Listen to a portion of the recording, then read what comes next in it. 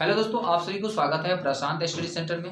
Class 10 का math से प्रश्नावली 14.1 का है। ये चैप्टर में आपको माध्य माध्यिका बहुलक बताया गया। तो आज जो इसमें हम एक ही क्वेश्चन को सॉल्व करेंगे। देख सकते हैं पहला क्वेश्चन है प्रश्नावली 14.1 का एनसीईआरटी बुक से है। पहला क्वेश्चन क्या है यहाँ पे देख सकते हैं, विद्यार्थियों के एक समूह द्वारा अपने पर्यावरण संचेतना अभियान के अंतर्गत एक सर्वेक्षण किया गया है, जिसमें उन्होंने एक मोहल्ले को 20 घरों में लगे हुए पौधों से संबंधित निम्नलिखित आंकड़े एकत्रित किए।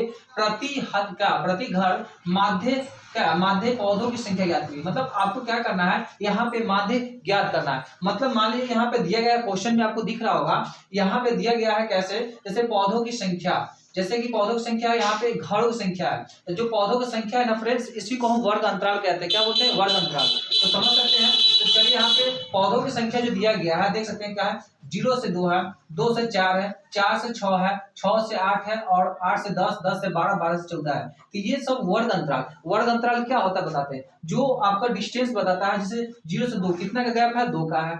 2 से 4 कितना है, तो उसमें भी 2 का गैप है। और उसके बाद देख सकते हैं 4 से 6 का कितना गैप है, तो 2। सब में 2 ही आपको गैप मिलेगा। इसी को कहते हैं वर्ग अंतराल। और घरों की संख्या को हम ब्राह्मणता समझेंगे, जिसको फ्रीक्वेंसी कहते हैं। ठीक है, हम घरों की ब्राह्मणता को फ्रीक्वेंसी जानते हैं और उसको हम 1 से सूचित करते हैं। ठीक है, देख सकते हैं यहाँ पे ब्राह्मणता में आपको दिया गया जैसे 1, मतलब घरों की संख्या में 1 है, 2 है, 1 है, फिर 5 है, 6 है, 2 है, 3 है।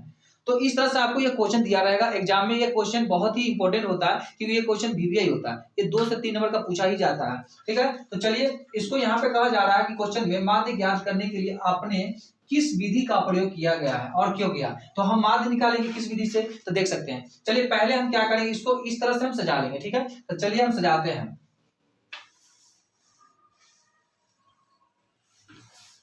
देख सकते हैं, तो इस तरह से आप लोग भी बना लीजिएगा। पहले इस तरह से आप क्या कीजिएगा, वर्ग अंतराल, जैसे पौधों की जो संख्या था हमने इसको वर्ग अंतराल बना दिया। ठीक है, इस तरह से आप लोग बॉक्स में बना दीजिएगा। फिर घरों की संख्या जो है ब्राह्मणता है, तो इस तरह से आप भी बना लीजिएगा। वर्ग चिन्ह के लिए एक ऐसे लाइन बना लीजिएगा और संचय ब्राह्मणता के लिए बना लीजिएगा। तो दोस्तों देख लीजिएगा यहाँ पे हमने जो सजा दिया है, तब पहले हम क्या करते हैं, तो पहले वर्ग चिन्ह, तो वर्ग देखिए ब्राह्मणता तो आपको दिया रहेगा तो आप लिख देंगे, वर्ग अंतराल भी दिया रहेगा तो आप लिख दीजिएगा। लेकिन वर्ग चिन्ह कैसे निकालते हैं, तो इसका एक ट्रिक बताते हैं। जैसे यहाँ पे देख सकते हैं, यहाँ पे क्या है, 0 से 2 है। तो 0 से 2 है तो आप क्या करिएगा, इसको इस तरह से तोड़ सकते हैं ना, a प्लस b के रूप में आप बना लेंगे। जैसे a के स्थान पर आपका 0 है तो 0 मान लेंगे, और b के स्थान पे क्या है, 2 है, तो 2 यहाँ पे लेकर चलेंगे, बटे में 2। तो 0 और 2 को जोड़ेंगे कितना होगा, 2 होगा, और इसको काटेंगे तो कितना, 1 होगा। मतलब जो ये आपको आता है वही आपको क्या होता है, वर्ग चिन्ह होता है। तो यहाँ पे 0 से 2 का वर्ग चिन्ह कितना होगा, तो 1 होगा। तो आप यहाँ पे क्या लिख सकते हैं, 1। यहाँ पे 1 आप लिख लीजिएगा। कहने मतलब है 0 और 2 को जोड़ते हैं, जो जोड़कर आता है उसका आप आधा लिखिएगा। ठीक है, तो चलिए इसका कंप्लीट हो गया।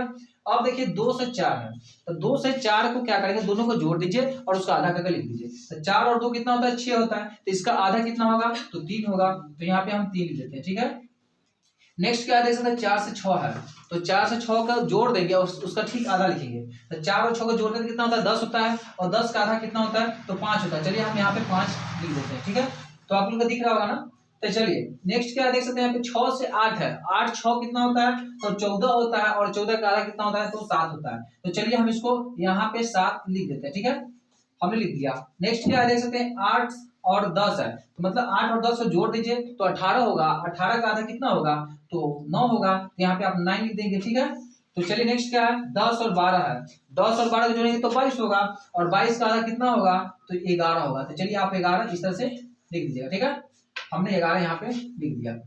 फ्रेंड्स नेक्स्ट देख सकते हैं यहाँ पे क्या है, 12 और 14 है। तो 12 और 14 को अगर जोड़ते हैं फ्रेंड्स तो कितना होगा, 12 24 2 26, 26 का आधा कितना होगा, तो 13 होगा। तो आप यहाँ पे 13 लिख दीजिएगा। तो हमने यहाँ पे आसानी से वर्ग चिन्ह भी निकाल लिया, और आप लोग भी सीख गए होंगे वर्ग चिन्ह कैसे निकालते हैं। तो कुछ नहीं करना, वर्ग अंतराल को जोड़ दीजिएगा। जैसे जो भी संख्या दिया रहेगा ना, जैसे 0 से 2 है इस तरह से, तो जो संख्या यहाँ रहेगा उसको जोड़ करके आप उसका आधा करके वर्ग चिन्ह में लिख दीजिएगा।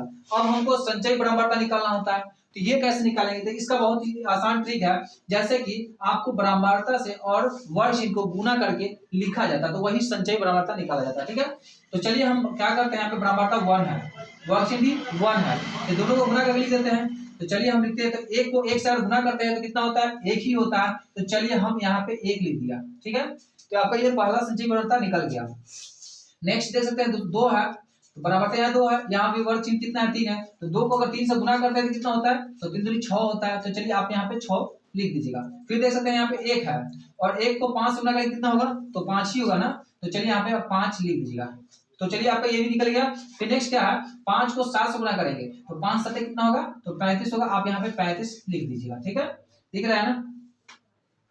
तो चलिए इसको हम यहाँ पे 35 सही से लिख देते हैं। फिर नेक्स्ट क्या है, देख सकते हैं 6 है, यहाँ पे 9 है, तो 9 छक्का कितना होगा, 54 होगा। पहाड़ा पढ़ के आप लिख दीजिएगा। क्या कीजिएगा, पहाड़ा पढ़ के लिखना है, बड़ा आसान है। और 2 को 11 से गुना करके लिखेंगे कितना होगा, 11 दूनी 22 होगा, तो हमने 22 यहाँ पे लिख दिया।